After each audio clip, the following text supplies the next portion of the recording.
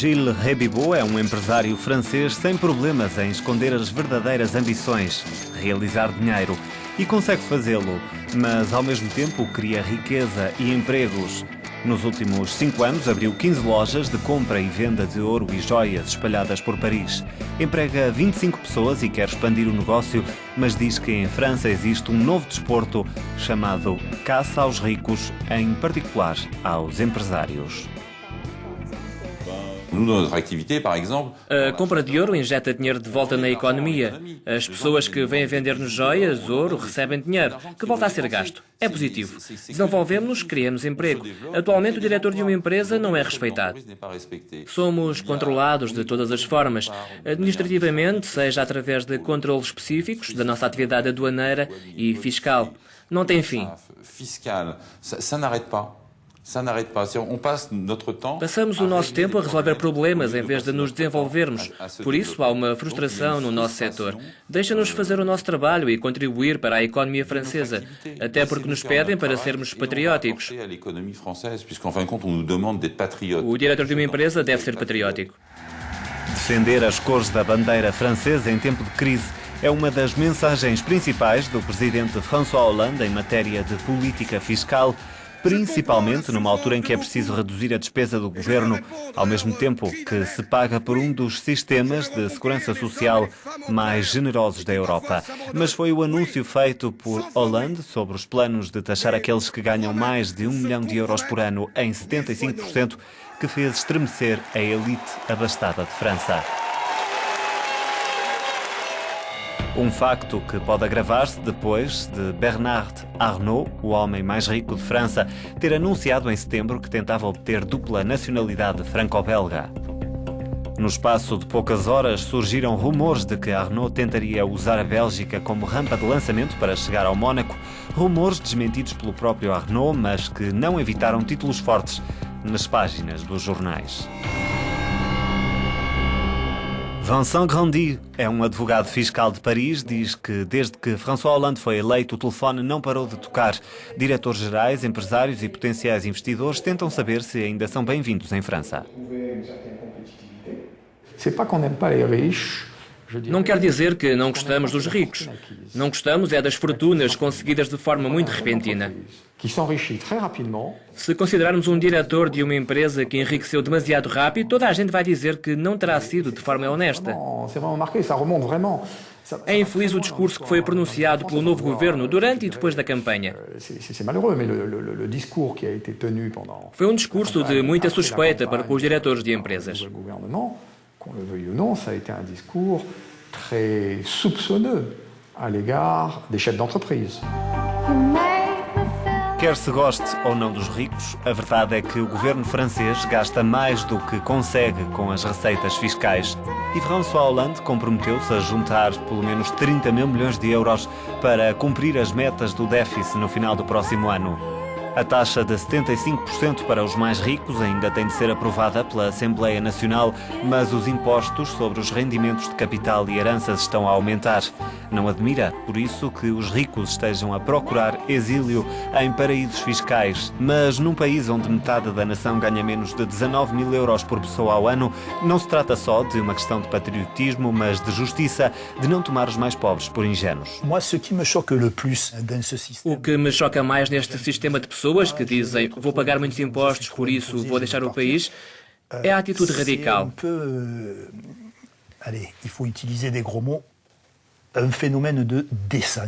É uma questão de decência. Temos de usar as palavras certas. Imaginemos alguém que ganha o salário mínimo, pouco menos de 1.100 euros por mês. Com 1.100 euros por mês paga-se a renda da casa, a gasolina, a alimentação, etc. Por outro lado, dizer que se ganha 200 mil euros por ano e que se vai ser penalizado com demasiados impostos no futuro próximo é a falta de decência, digo eu.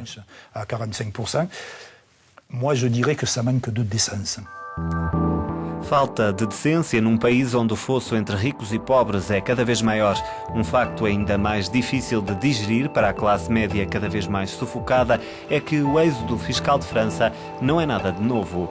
No mês passado, uma revista gaulesa enumerou os 10 mais ricos de França. 6 deles, incluindo Bernard Arnault, procuraram residência ou estão já a viver na Bélgica ou Suíça. As fortunas incluem marcas francesas de luxo como a Louis Vuitton, Chanel ou Hermès. Mas não são só os franceses que fogem ao fisco. 1/3 das 100 maiores fortunas europeias está na Suíça, incluindo nomes famosos como o do fundador do IKEA. Para se ser um refugiado fiscal neste país, os estrangeiros têm de provar que vivem aqui pelo menos 6 meses do ano e, claro, que têm mais de 1 milhão de euros na conta bancária. François Michelou aconselha europeus de vários países sobre como se relocalizarem a Lausanne.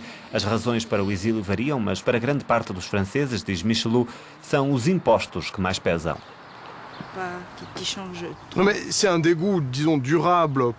É um desgosto durável para o sistema francês. A instabilidade, o facto dos ricos serem sempre desconsiderados e de os fazermos pagar como se fossem aristocratas que roubaram dinheiro ao povo. Está claro que em França, onde mais de 50% da população, os desfavorecidos, não paga impostos sobre rendimentos, está claro que a pressão vai cair sobre a parte que paga impostos. Por isso, este aumento da carga é inelutável. Philippe Kennel é um advogado que divide o tempo entre Lausanne, Bruxelas e Paris, onde aconselha potenciais clientes se e onde se deveriam restabelecer por motivos fiscais. Na Bélgica, por exemplo, os impostos sobre o rendimento são mais elevados, mas não existem ou são residuais se nos referimos aos rendimentos de capital e aos impostos sobre heranças. Philippe diz que a solução para terminar com o êxodo fiscal é simples. No dia em que houver uma política fiscal comum na Europa, passará a fazer menos sentido passar de um país para o outro no seio da União. Mas quando chegar esse dia, julgo que será preciso acompanhar de perto os países que fazem pagar menos impostos e que se defina uma boa escala de valores. O risco é que países como a França tentem promover os mesmos níveis de imposição a todos os países. Mas é preciso ver porque é que a França precisa de dinheiro. É porque o Estado gasta demasiado.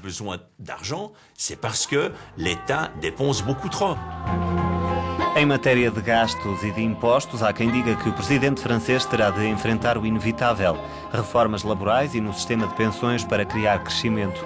Mas para este economista francês, o real culpado não é a França, mas sim as políticas que encorajam a fraude e a evasão fiscal. É um risco real de se um país Se um país como a França aumentar demasiado os impostos sobre os mais ricos, existe um risco real que venha a perder essas pessoas que procuram paraísos fiscais, por exemplo. É um risco real. A resposta é lutar contra a fraude fiscal, tornar impossível a fuga aos impostos por parte das pessoas ricas com contas na Suíça ou em Singapura.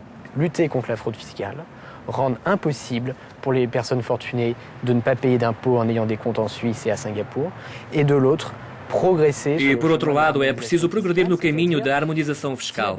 Se a Bélgica e o Reino Unido aplicam taxas comparáveis às francesas, deixará de haver motivos para o êxodo fiscal. Penso que esta é a verdadeira resposta à questão. O problema está longe de ser resolvido também por causa dos interesses tácitos envolvidos entre várias partes que muitas vezes devem ser independentes. Mas pelo menos para os exilados franceses nem tudo são espinhos e há uma maneira de ver as coisas por um lado positivo. Mesmo em frente está Evian. Por isso temos, de certa forma, um exílio fiscal com vista sobre a França.